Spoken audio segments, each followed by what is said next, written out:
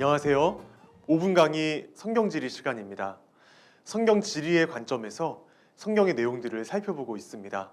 오늘은 창세기 12장에서부터 본격적으로 등장하는 믿음의 조상 아브라함의 이야기를 성경지리적 관점에서 살펴보려고 합니다. 12장과 13장의 이야기를 살펴보겠습니다. 지난 시간 우리는 바벨탑 사건 때 민족들이 아시아와 아프리카 또 유럽 쪽으로 흩어져 나갔다는 것을 살펴보았습니다. 창세기 11장의 내용이었죠. 이제 우리는 이렇게 민족들이 흩어져 나간 중심 부근에 있었던 가나안 땅에서 하나님께서 아브라함을 부르셔서 하나님의 구원의 사역을 또다시 시작하신 것을 보게 됩니다. 아브라함은 성경 배경의 기본 세팅을 놓는 인물이라고 말할 수 있습니다. 그는 믿음의 조상이기도 하지만 성경 지리를 공부하면서 알게 되는 것은 성경 배경의 세팅을 혼자서 놓고 있다라는 것이죠. 왜냐하면 그가 태어난 장소가 메소포타미아입니다. 그것도 갈대아 우르죠. 바벨탑이 있었던 장소입니다. 거기서 하란 쪽으로 올라가요. 거기서 가나안으로 또 가고요. 또 조금 있다가 애굽으로 내려갑니다. 성경 인물들 중에서 아브라함만큼 광활하게 이동해 다닌 사람이 없습니다. 그래서 아브라함의 땅들만 우리가 이해하더라도 성경의 내용을 다 이해할 수 있을 정도로 아브라함은 이 배경을 모두 다녔고 그가 다니는 장소가 다 중요한 도시들이 되었습니다. 예루살렘부터 시작해서 그 외의 도시들이 다 중요한 도시들이 되는 것을 보게 됩니다. 그리고 그가 겪었던 모든 일들이 성경의 중요한 맥이 됩니다. 그가 가졌던 언약은 그야말로 구속사에 있어서 중요한 구원의 언약이 되고 그가 태어났던 민족도 성경의 배경이 되는 민족이 됩니다.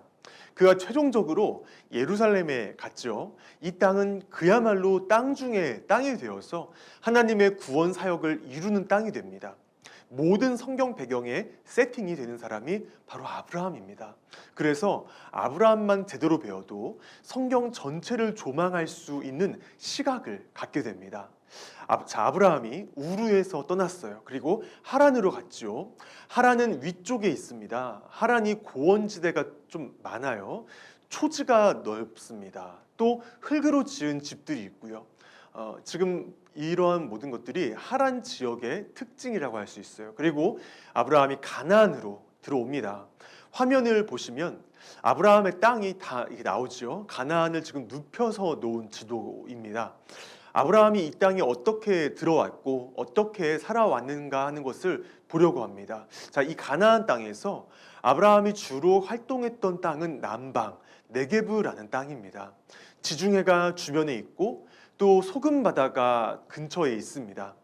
염해 남쪽에 소돔과 고모라가 있어요. 이 가나안에 아브라함이 어떻게 들어왔는가?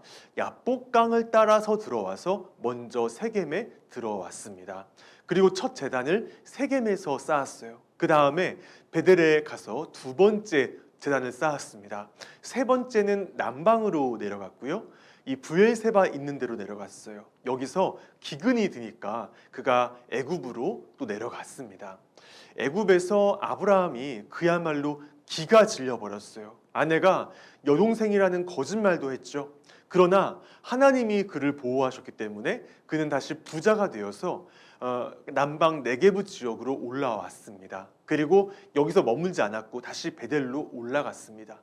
그런데 베델 근처에 갔더니 풀도 조금이고 물도 조금이었어요. 이로 인해서 롯의 목자와 아브라함의 목자가 싸우게 되었죠. 그래서 아브라함이 롯에게 네가 좌하면 내가 우하리라 해서 롯이 풍요로웠던 소돔과 고모라 쪽으로 이동했습니다. 아까 아브라함이 세겜에서 첫 제단을 쌓았다고 했는데 세겜은 지금 사진처럼 이렇게 생겼습니다. 세겜이라는 말은요, 어깨란 뜻을 가지는 히브리어입니다. 어깨처럼 버티고 서 있다라는 것인데요.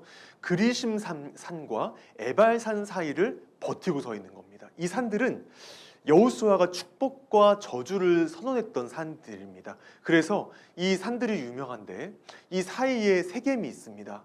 또 이곳에 아브라함이 왔고요. 모래 상수리 나무로 가서 제단을 쌓았습니다. 예배를 드린 것이죠. 왜 아브라함이 상수리 나무로 갔을까요? 이스라엘은 매우 덥습니다.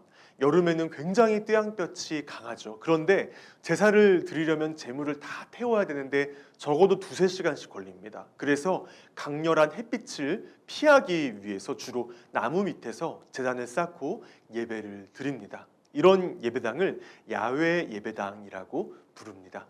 그래서 상수리 나무 밑에서 이렇게 예배를 드렸습니다. 이후에 아브라함은 두 번째 제단을 쌓기 위해서 움직였습니다. 이렇게 아브라함이 세겜에서 첫 번째 제단을 쌓았지만 얼마 안 있다가 또 야곱이 와서 또 세겜에다가 제단을 쌓고 엘엘로헤 이스라엘이라는 이름을 해서 제단을 쌓았어요.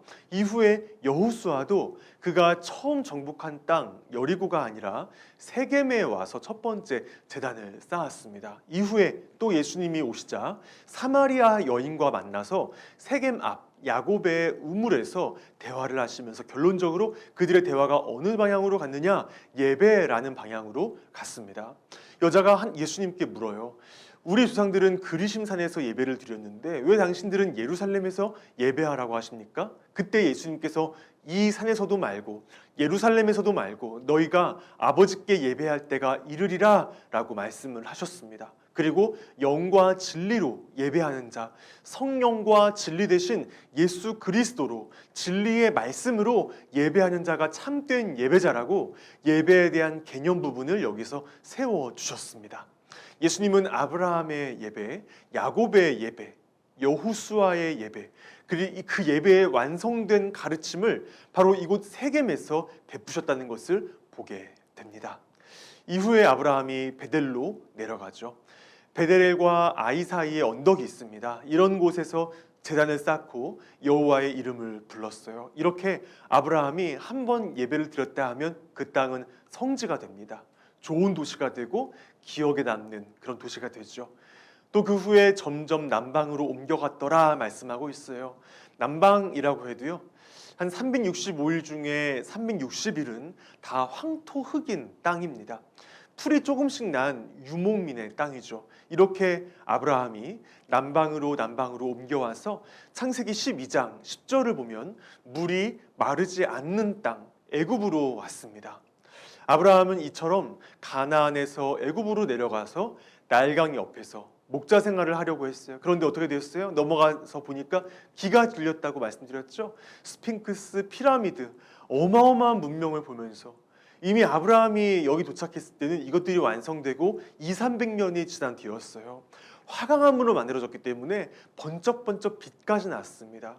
유목민 출신이 이런 걸 보니까 기가 죽고 그래서 아내를 동생이라고 속이기까지 하고, 그러나 하나님이 아브라함을 보호하셔서 바로가 그를 두려워하게 만드시고 부자가 되게 되어서 이 땅을 벗어나서 아내와 롯과 함께 네겝으로 다시 올라갔죠. 창세기 13장 1절을 보면 아브라함은 부자가 되어서 애굽을 나왔습니다. 이는 나중에 이스라엘 백성이 애굽에 내려가도 나중에 이렇게 부하게 되어서 나올 것이라는 것을 미리 보여주는 그런 기능을 합니다. 자, 아브라함은 지금 성경 전체의 배경을 세팅하는 작업을 하고 있는 것입니다. 아브라함이 움직인 것은요, 앞으로 이스라엘 백성들이 어떻게 움직일지를 미리 세팅하는 것으로, 미리 보여주는 것으로 보시면 되는 것입니다. 이렇게 남방에 갔다가 또 베델로 갔어요. 우물이 있어요. 우물 옆에 홈이 있습니다. 이 홈은 뭐냐면 두레박을 끌어당기는 홈이에요. 고대로부터 물을 계속 끌어올렸던 그런 우물입니다.